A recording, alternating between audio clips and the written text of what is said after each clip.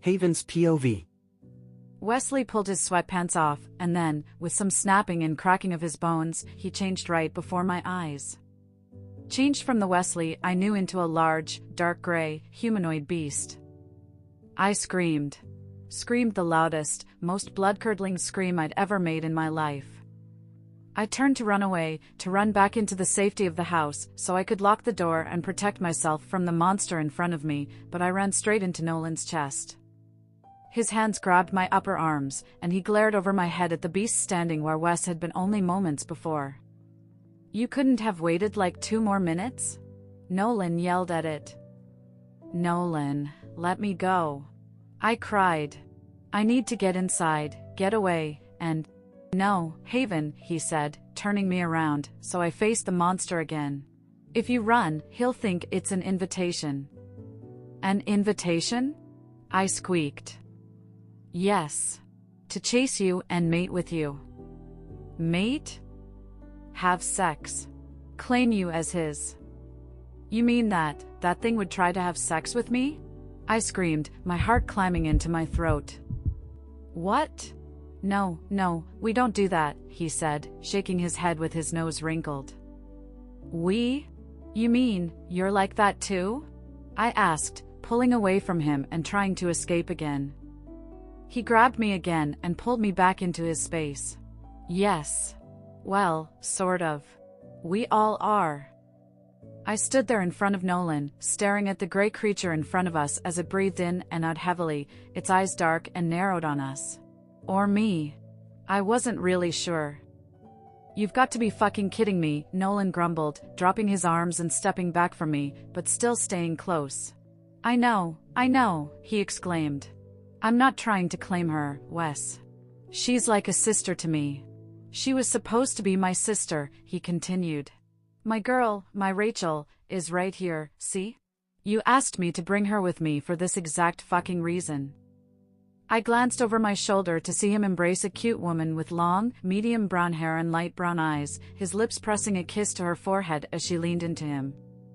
I swallowed, completely terrified again with the absence of Nolan's calming demeanor near me. My whole body shook, and I wrapped my arms around myself, trying to stem the shaking and the nausea threatening to consume me. That thing in front of me was Wes. I had seen with my own 2 eyes that he had been there 1 minute and then changed into a werewolf. I whispered, meeting his eyes nervously. He shook his head and stepped closer, and I took a step backwards without even thinking about it. His low growl stopped me in my tracks and I froze, too afraid to do anything else. My throat tightened and my eyes itched, but I held still, waiting to see what he would do next, waiting to hear what else Nolan or his girlfriend had to say to me. "What did he say before he shifted?" Nolan asked. "He said, 'Don't freak out.' And that was it." "Motherfucker," he groaned, then he came to my side. "I'm not going to touch her," Nolan grumbled, lifting his hand that wasn't holding Rachel's. "Haven, Wes is a leakin'." I stared at the beast in front of me again, studying it, and noticing how it stood on 2 legs instead of 4, how it still had humanish features. How its eyes were the same dark brown as the man I knew and loved. "Leakin'?" I repeated, and Nolan nodded. That's sort of like a werewolf, right?"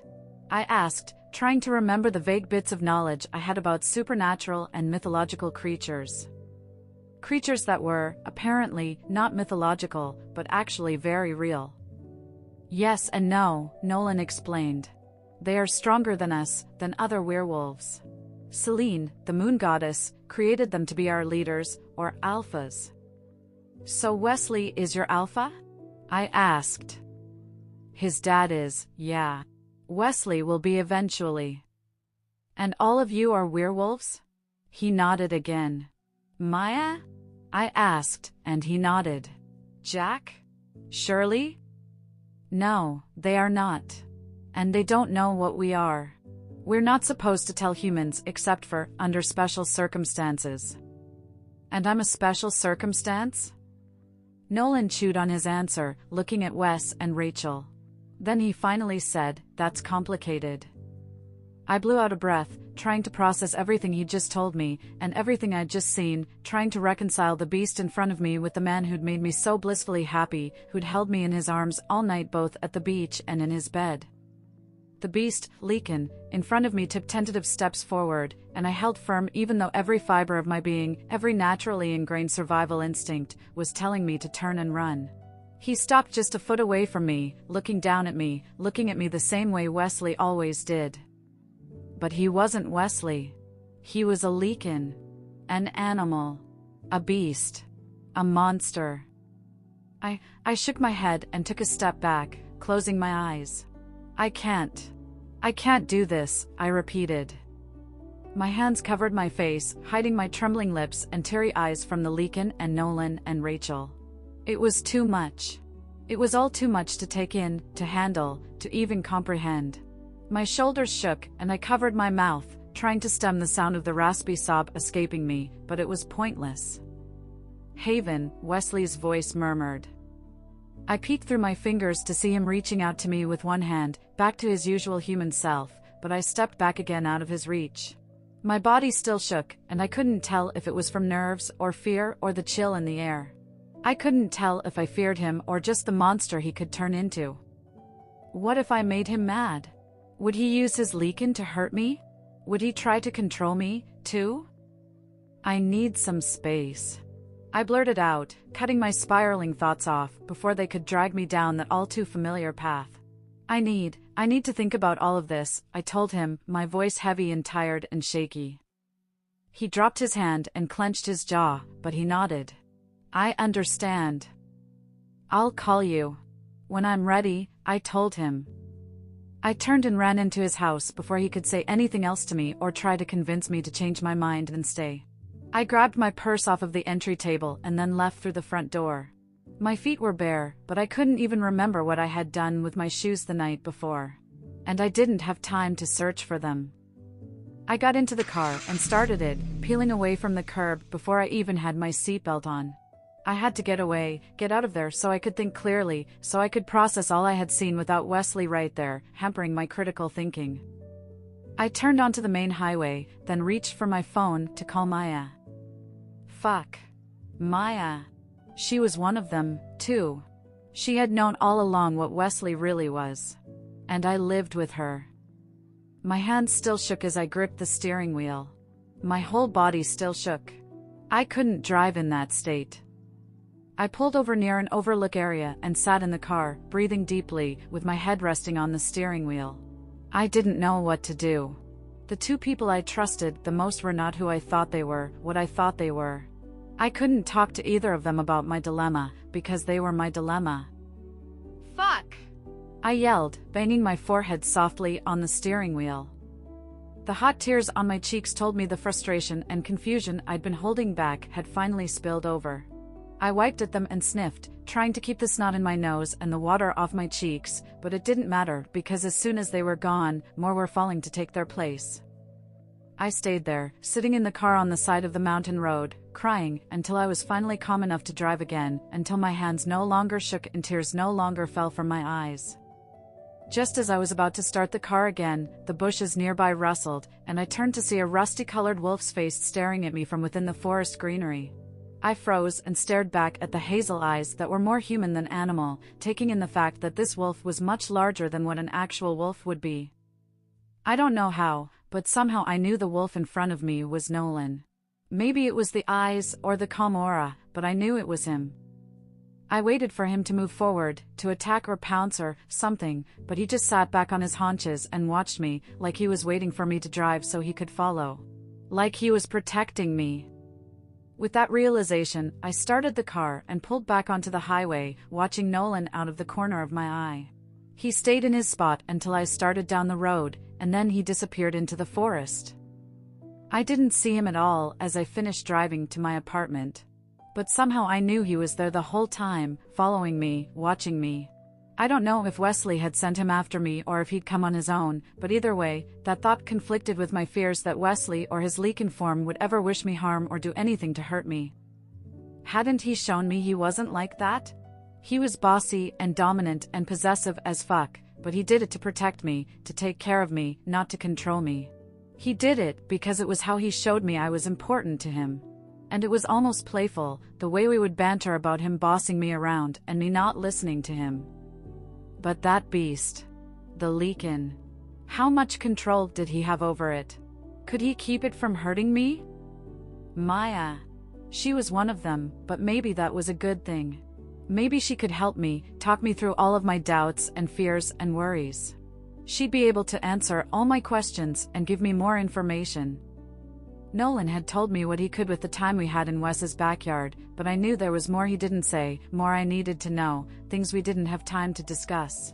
Crucial and critical information that would help me in sorting out all the thoughts and questions in my head. With new determination, I jumped out of the car and made my way inside to our apartment. Maya! I called out as soon as I walked through the door. Maya, I need to talk to you. I hung my purse up on the hook by the door and waited for her to come into the living area, but the apartment was silent. Too silent. Maya always had music or the TV on, saying the noise was necessary for her to feel like she wasn't completely alone. I checked my phone, but during my drive home, it had died. Not surprising, since it didn't get charged overnight. I was too distracted by other things to plug it in. I went into my room and plugged it in, then went into the bathroom while I waited for it to charge enough to turn back on. I turned on the shower, then I stared at myself in the mirror, taking in my wild hair and my red-rimmed eyes and puffy cheeks. Then my eyes landed on my shirt, Wesley's shirt, and I groaned out in frustration, turning the water off. I didn't want to shower or change. I wanted to stay in Wesley's shirt, breathing in the scent of his cologne that lingered on the fabric. I didn't want to wash off the remnants of our night, even though I more than needed to after we fucked that many times. I went back into my bedroom and looked at the phone again, reading the text from Maya there. Maya, I had to go home to Crescent Lake. Family emergency. Not sure when I'll be back. Damn it. I needed to talk to her. There wasn't anyone else I could talk to. And I wanted to sort out my feelings before my birthday on Tuesday, when we would have dinner together with Jack and Shirley. He'd agreed to give me space, but I knew him. He would show up, because he wanted to be there for every moment he'd missed after Jack had his stroke. I dialed Maya's number, but it went straight to voicemail. Damn it. I exclaimed, tossing the phone to the side and flopping back onto my pillows, the heels of my hands pressing into my eyes. There were too many thoughts running through my head to make sense of any of them. My brain was tired and my heart was heavy and hurting and I couldn't think straight. A yawn pulled at my lips, and I curled myself onto my side, letting sleep pull me under, hoping some rest would help me come to a better understanding of everything I had just learned about Wesley. Wesley.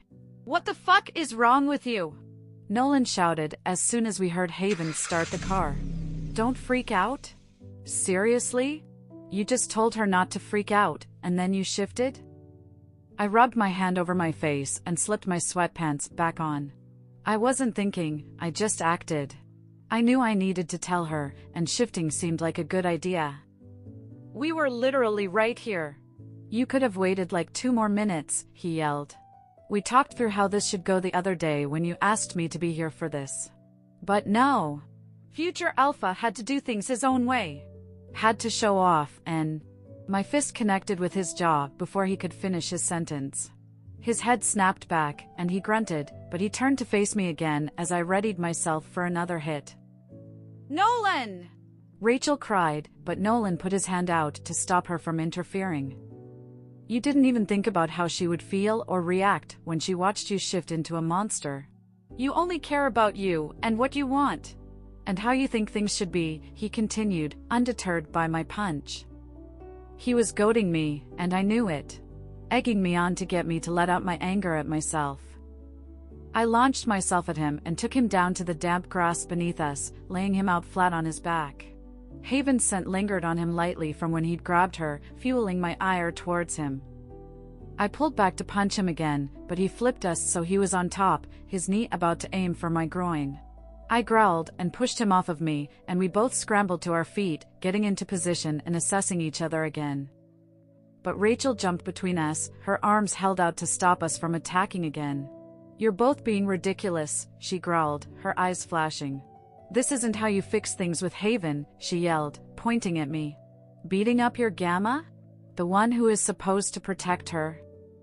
I dropped my hands, and Nolan did the same, even having the wherewithal to look contrite as he did. Sorry, Wesley, he said to me. And sorry, Sunshine, he muttered to Rachel. She nodded with satisfaction, then looked at me expectantly. Sorry, Nolan, I grunted. And thank you, I added. I cracked my neck, closed my eyes, and took a deep breath, my eyes landing on the place Haven had stood in only minutes before. Follow her, I ordered Nolan. Make sure she gets home safely. But try not to let her see you. Unless you have to. My eyes never left the spot she'd stood in as I commanded my future Gamma to ensure the safety of my sugar plum. They stayed there even as he shifted into his red wolf and took off into the trees. I didn't withdraw them even as Rachel picked up Nolan's clothes and left the yard. I knew she'd freak out, knew she'd probably be frightened, but it didn't make it hurt less. The look of sheer terror in her eyes as she stared at my Leakin was more painful than I'd imagined it would be. And that she thought we might be capable of hurting her? That was even worse. Fuck. I muttered to myself and finally moved out of the backyard and into my house. I stormed through my house to my bedroom and straight into my bathroom, where I turned the shower on. Her scent lingered everywhere in my house. Sweet and strong, it called to me in my Leakin, urging me to go after her, to explain better and make her understand that while I had an animal, a beast, inside me, I would never cause her harm. We could never do that to her. But she had asked for space and time, and I would give her space and time. Even if it hurt like hell. Even if it went against every primal instinct of my kind when it came to our mates. Even if it killed me. I deserved it anyway. It was my own damn fault it happened the way it did.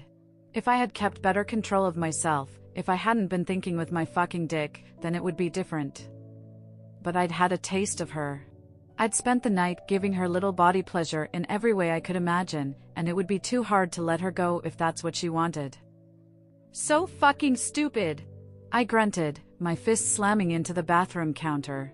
So fucking selfish! I turned to enter the shower but then stopped. I didn't want to wash her scent off me. I wanted to wear it around the pack like a badge of honor. Wanted everyone to know just what I had been doing all night with Haven. So instead, I turned the shower off and got changed into jeans and a t-shirt so I could go to the pack house. As much as I didn't want to, I needed to tell my dad what had happened. He'd be pissed I'd told Haven about us since I hadn't gotten permission first, but I hoped he would understand why I did. I tried mind-linking him, but he had his barrier up, so I guessed I would have to surprise him. I rushed out of my house and over to the pack house, bursting into my dad's office without knocking. But instead of finding him in there, like I usually did on Fridays, I only saw my mom and Gamma Felix. "Where's Dad?" I asked. In a meeting, she murmured, gesturing towards the door at the back of the room that led into the conference room on the other side. The main entrance to it was in a different hallway, but Dad had specifically put a door in between the conference room and his office to have easier access to his office for private discussions when he met with other alphas. I pushed through the door, not caring to find out what the meeting was about or who it was with. I needed to talk with him as soon as possible to get his advice on what to do next. "Dad, Oh, perfect. Just the future alpha I was hoping to see." I stopped on the threshold, looking around the room and taking in the occupants. On one side of the table, my dad sat with Reed and Sebastian, their heads turned to look at me.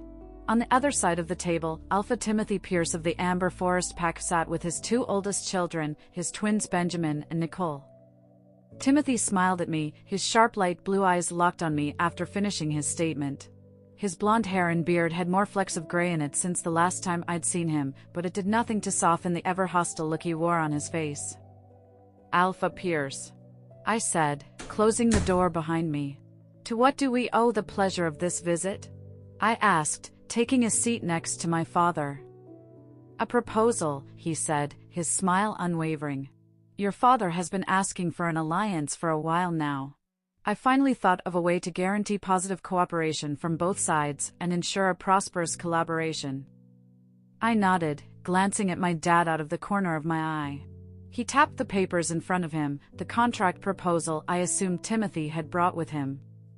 I told him I needed to think about it and discuss it with everyone, Dad said to me. Let me see it? I asked. He pursed his lips, and Reed and Sebastian exchanged a look. We'll discuss it later.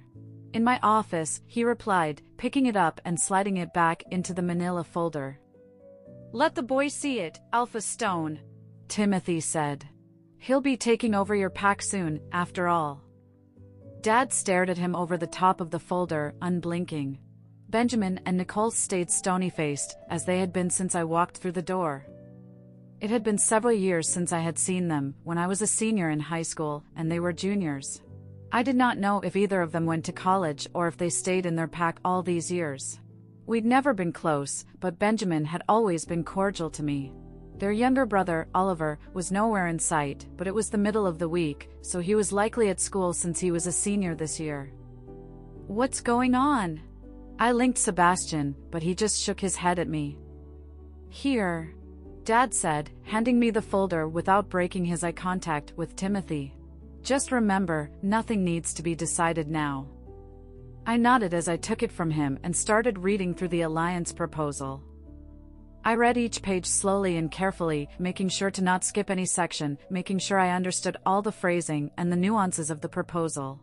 I kept my face stoic and indecipherable as I read, not letting anyone in the room get even a hint of what went through my head.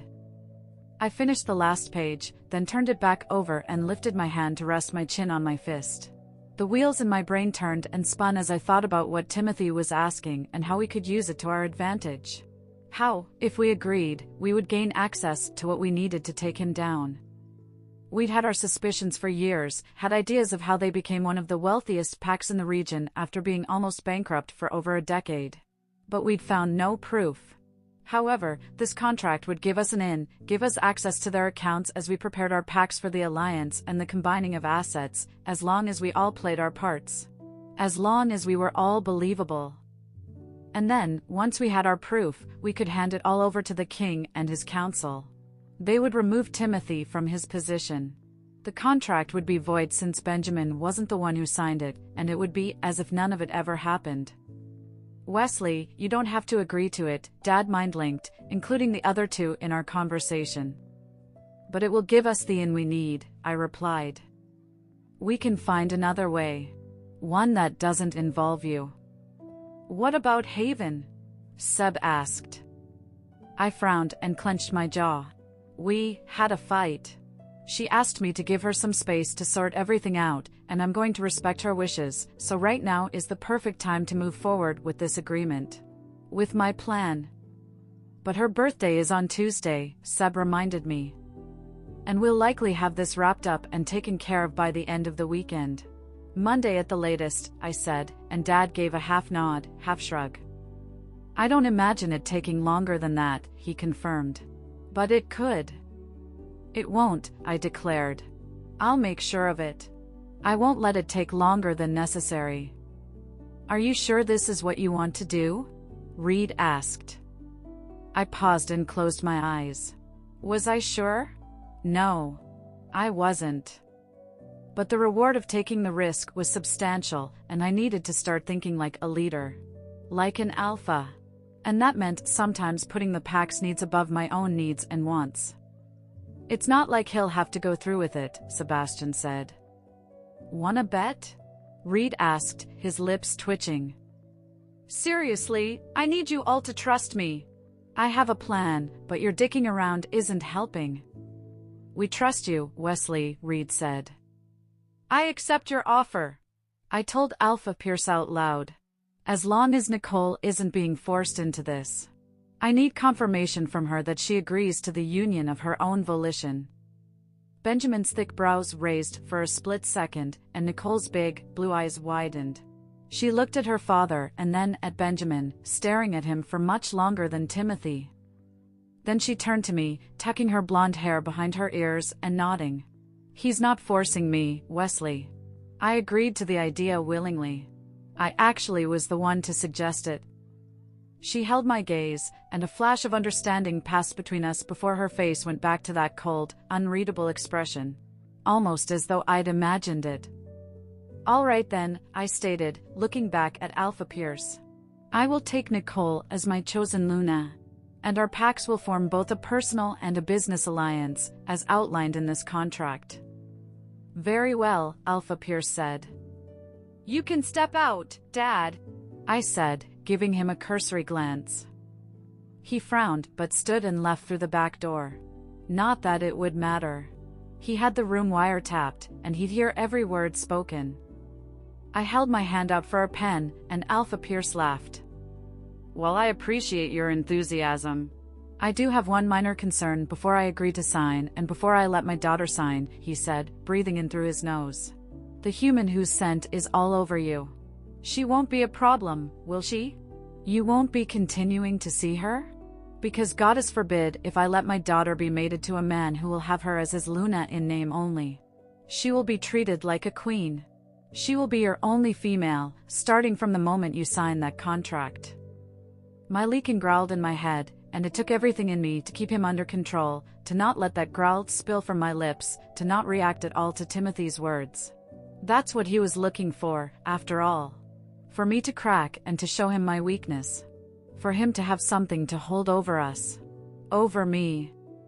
"Of course, she won't be a problem," I told him, faking my best disinterested voice. "She was just a fling. She's no one important to me," I said with a laugh. "You know humans. They find us so irresistibly attractive. They're an easy lay," I added with a shrug. One side of his mouth lifted into a lazy, cocky smile, and he leaned back in his seat, his eyes taking me in, assessing me. "I'm glad to see I wasn't wrong about you," Timothy said. "I was banking on the notion that you would be a different type of alpha than your father." "I'm trying to be," I said. In my mind, I could hear Reed and Sebastian snickering, and feel my dad's pride and amusement at the little show I was putting on for Timothy. Every word out of my mouth felt wrong, every syllable sounded like nails on a chalkboard and tasted of bitter herbs, but as long as Timothy believed my words were sincere, that was all that mattered at the moment. Timothy smiled wider and reached across the table, shaking my hand. We passed the contract around, Nicole, Timothy, and I all signing it, as well as Reed and Benjamin as the witnesses. Once everyone had added their signature, Timothy excused himself and his children and left through the main entrance of the conference room, a warrior escorting them to their car, and we went into my dad's office through the other door. "I can't believe you agreed to that," Dad said as soon as the door shut behind us. "I was serious when I said we could find another way." "But you told me yourself. You had tried other options to form an alliance, and he'd refused you every time," I pointed out. "Like I said, I have a plan. I need you to trust me, and—" "You agreed?" Mom asked. "What about Haven? Harrison, why would you make him?" "I didn't force him to do it, Dad said, putting his hands on her shoulders. "He decided on his own. He knows this could very well be our only chance to get the insider information we need to get Timothy removed as Alpha and hopefully put into prison." "But Reed could have done it," she argued. "No, Luna. I don't want a mate," he said, shaking his head like a wet dog. "Sebastian then," she said. "He's an alpha, too, even though he doesn't lead his own pack." "The proposal specifically said the alpha heir of Crescent Lake," I told her. "He made sure it could be me and only me. And there's no way he would have agreed to a beta or a lowly second-born alpha heir. No offense," I added, looking at Sebastian. "None taken." He shrugged. "I know my place. I am but a lowly second-born leakin," he said, sighing dramatically and pretending to pout. "If only my older brother would have some tragedy befall him. So I could take over the pack instead of he, then maybe someone would actually listen to me or love me." Reed snorted, and my dad rolled his eyes, rubbing his forehead with a groan. "Well, if the proposal specifically asked for Wesley, then why did you have Reed and Sebastian in the meeting with you?" my mom asked. "Yes, why did you ask us to come?" Reed chimed in. "I called you both in for something unrelated, but then Alpha Pierce showed up, and I needed to deal with him first," Dad replied. "I called you in for the same reason I called all pack members living off territory back to the pack." "And that is?"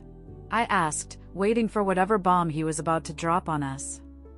He sighed, then said, "There have been rogues sighted in the area." "Wesley, rogues?" I asked, blinking. We haven't had issues with rogues in years. Haven't even had any sightings of them in this area. "Did they attack?" Reed asked, his body tense and his arms crossed. Dad grabbed his tablet and pulled up the map of our lands. "No, they crossed onto our territory here," he said, pointing out a spot at the southern edge of the map.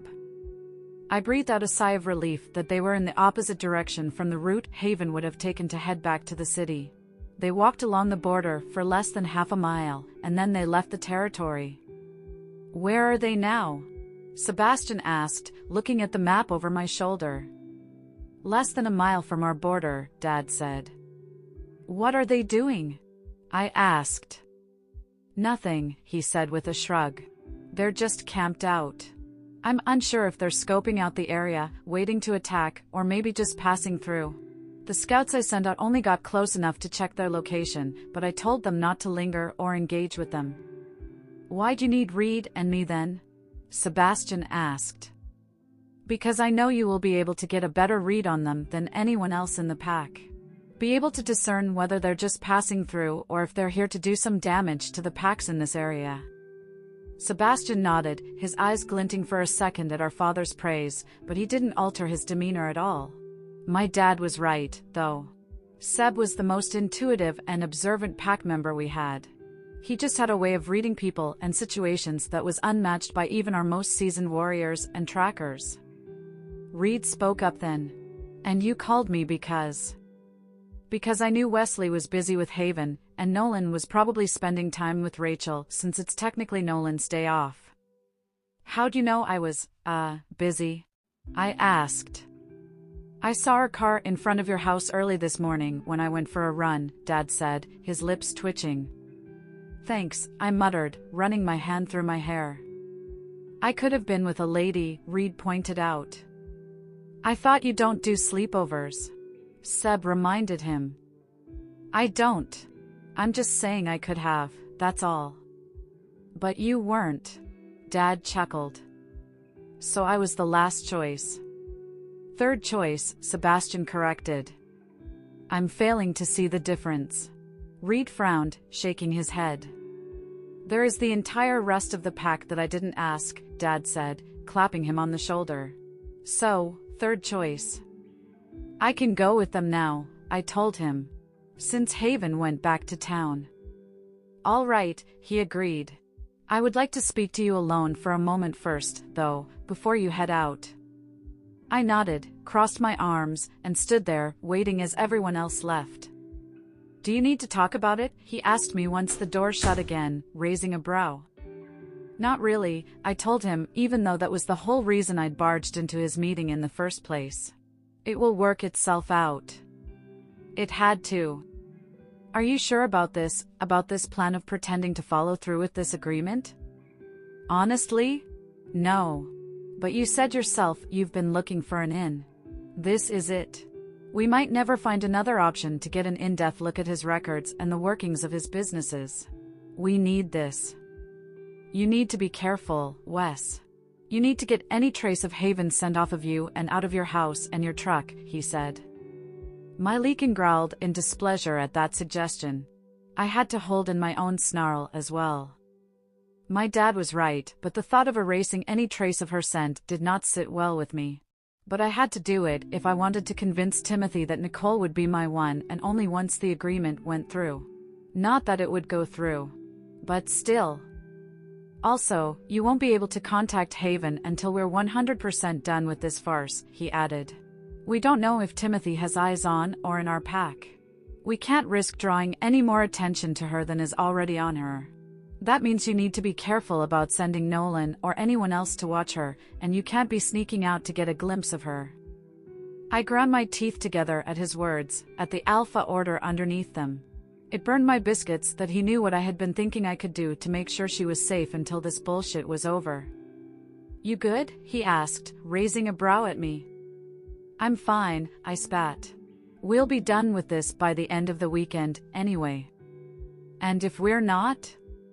I sighed, pushing the question away because I wasn't ready to even consider that as an option. I'm not going to worry about that until I have to. You really do reek of haven and sex, Reed said as we made our way through the trees towards where the rogues were camped out. We kept our steps light, our eyes cast downward to avoid sticks and crackling underbrush. I know, I replied, working to keep the smug, self-satisfied grin off my face. My Leakin didn't care, though. He preened in my head, happy to keep her jasmine and sweet fruit scent on us for a bit longer. How many times did she give it up to you? Reed asked, smirking. I cocked a brow at him but said nothing. Is she a screamer? I feel like she would be a screamer. The quiet ones always are. Before I could even think about it, I had him up against a tree, my forearm pressing into his throat. I got right up in his face, my chest heaving and my Leakin pushing forward, my lips curling and a growl ripping out of my body. What did you just say about her? I roared out, releasing my alpha aura into the forest, emphasizing my words with a thrust of my arm against his Adam's apple. I was just... How dare you disrespect her like that? I exclaimed, slamming him back against the tree again. She's not just a fling. I'm sorry, he cried, tilting his head as best he could to bare his neck to me. If all goes well, if she agrees, then she will be your Luna. I know. I love Haven. I growled again, baring my teeth at him. As a friend. Just as a friend, Wes. Reed, you're an idiot, Sebastian grumbled from behind me. His hand touched my shoulder, and I tensed, ready to pounce on him if needed.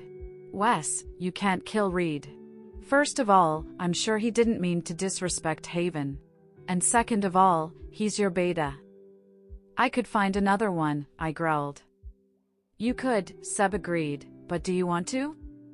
I grunted, and stood there with Reed still pushed against the tree trunk, my eyes boring into his, and my aura pulsing out of me in waves. He tilted his head even more and averted his eyes. I leaned forward again and whispered, I swear to the goddess, if you ever disrespect her again, I will not hesitate to do permanent damage to your body. I lowered my eyes, looking down towards his favorite body part. Yes, Alpha, he murmured, his thighs clenching together. I growled once more and slammed him against the tree again for good measure, then let him go and kept walking. That was really stupid, Sebastian said to Reed as they fell into step behind me. Like, really, really stupid, he repeated. I was just happy he finally got laid, Reed muttered. I wasn't trying to insult Haven. Just celebrate that they took the next step. We all knew they both wanted it, he grumbled. I turned and shot him a glare, a small snarl on my lips. What? We did. It was fucking obvious how bad you wanted to. He paused and glanced at my unamused face and thought better of whatever he'd been about to say. Well, anyway, I just meant I'm happy for you, he said, looking down at the ground.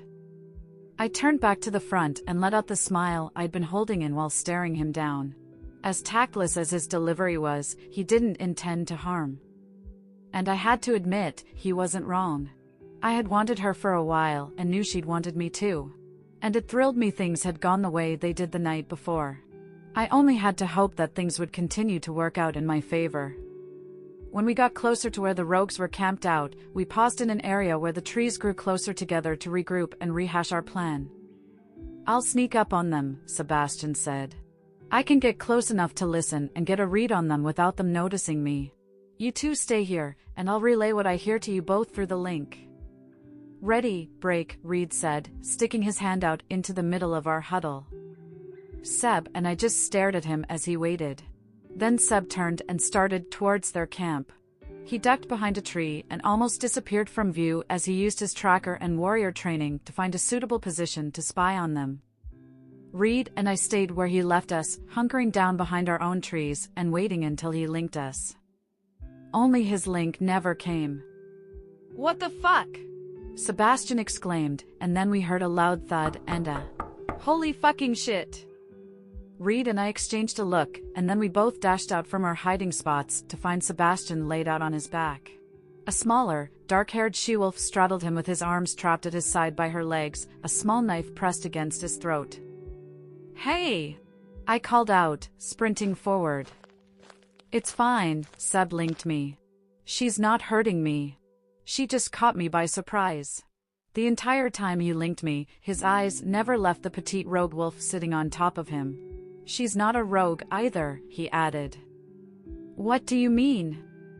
I mean, she doesn't have the rogue stink, he said. I inhaled and noticed he was correct. There wasn't the lingering stench that most rogues carried on them. There wasn't a pack scent either, though. Calm your pretty little ranked wolf heads, she said, glancing at Reed and me. I'm not going to hurt him. Could have fooled me, I said, gesturing at her knife. She smirked and then hopped off of Seb, tucking her knife into her combat boots, straightening out her tank top, and brushing dirt off her jeans. Seb sat himself up, and Reed reached his hand down to help him up, but Seb waved him off and stood up on his own. I just wanted to take out the wolf who thought he could get the upper hand on me, she said, cutting her brown eyes to Sebastian again. I wasn't trying to get the upper hand, he grumbled. Just trying to scope your little group out. Figure out why you're here and why you crossed onto our territory. Did we? She asked, her round eyes getting rounder. Fuck, I'm sorry. I didn't realize we did. We try to stay off pack territories. Since they usually assume we're rogues and attack first and ask questions later. We're not rogues, though. Just nomads. What do you mean? I asked. She looked between the three of us, then sighed and gestured us forward. Come on, meet the others. Seb? I linked him as she stalked away from us, her thick, dark hair swaying behind her as she moved. I trust her, he replied. I nodded, and we followed her to their camp. That was kind of hot. The way she took you down? Reed muttered to Sebastian. Tell me about it, Sebastian said with a dry chuckle. I looked out of the corner of my eye at him, and his smile vanished when he felt my eyes on him. You should ask her to teach you that move. It could come in handy, Reed snickered, wiggling his eyebrows. I'm waiting for my mate, Seb replied through gritted teeth. Okay, dude. You do you since you won't let anyone else, Reed said with an eye roll. Maybe I'll ask her to teach it to me, he added under his breath. Seb's nostrils flared, and he pinched the bridge of his nose and put his hand on his hip. I don't think she's your type. My type is female, Reed said, shrugging. I laughed, and Sebastian just shook his head and then dropped his hands in defeat. What's your name? I asked the she-wolf as we came into their small clearing. She sat down in one of the camp chairs set up around the fire pit in the middle of their small circle of tents. Serena, she told me. And this is Landon, Steele, Riven, and Rune. The 3 males and 1 female looked our way. They each raised a hand in greeting as she named them off and pointed at them with her chin. I'm Wesley, that's Reed, and that's Sebastian, I said, returning the introductions. I leaned against a tree, crossing my arms and nodding at Seb, letting him know he could take the lead on the questioning. I trusted his judgment just as Dad did, and I knew he would be better at asking questions to get the answers he needed. What did you mean when you said you're all nomads? Sebastian asked as I looked around their campsite. Their tents were small, and they seemed to have little with them, but everything looked clean and in good shape. It was clear they took care of their supplies, unlike rogues, who were irrational and reckless. I guess you could say we're like our own little pack, she answered, her head cocked to the side as she thought. We just don't have a territory like you. We travel around, taking odd jobs here and there. Helping out packs when we can, and then moving on once our time is up. What about your families? He asked, his brow furrowed as he looked at her. You can't be, what, more than 20 years old? 19, she muttered, avoiding his surprised stare. Damn, Reed breathed out, his eyes not so subtly scanning over her body and landing back on her face. Sebastian gave him a sharp look, then turned back to Serena as he sat on one of the empty chairs by the fire. Your parents? They took a longer-term job in the last place we stayed. They'll join back up with us once that's over, she told him with a shrug. We're pretty used to it, she added. Some of us stay longer in one place, but we eventually find each other again. The rest of her little ragtag group nodded their agreement. And what brings you here? To this part of California? Seb asked. Just passing through, like I said. They locked eyes and just stared at each other for a long moment. I stood up from my spot against the tree, glancing between them, trying to gauge what exactly was going on with their stare-down. So, how long are you in town for? Reed asked with a smirk, breaking the tension. His eyes lingered on her chest, where the swell of her breasts was visible under her tank top, before moving back up to her face. Sebastian and I both groaned, my head falling back against the tree trunk. Serena raised a dark brow at him, a smile playing at her full lips. You should listen to your friend, she said, flicking her eyes to Seb and then back to Reed, leaning forward to rest her arms on her legs. I'm definitely not your type. I laughed out loud at the look of shock on Reed's face, and Sebastian just shook his head as his shoulders trembled with his restrained laugh. We should get back to Dad, he said, his voice shaking. Let him know they're not rogues and that they didn't mean to cross our borders. He stood and crossed to Reed and me, and Serena smiled and waved at us as we walked away. See you around, pretty boys.